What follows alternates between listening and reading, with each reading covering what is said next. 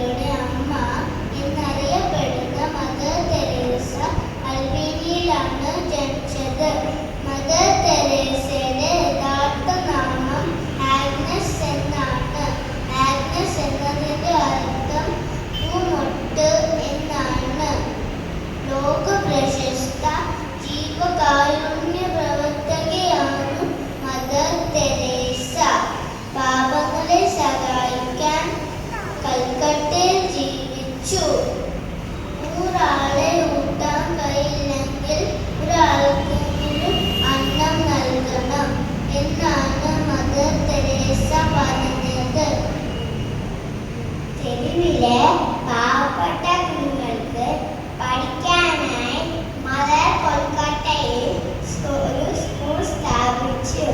മദറിന് വിശ്വാസ പ്രവർത്തനങ്ങൾക്ക് മദറിന് സമാധാനത്തിനുള്ള നോബൽ സമ്മാനം ലഭിച്ചു. നമുക്കെല്ലാവർക്കും വലിയ കാര്യങ്ങൾ ചെയ്യാൻ കഴിയില്ല, പക്ഷേ ചെറിയ കാര്യങ്ങൾ വലിയ സ്നേഹത്തോടെ ചെയ്യാൻ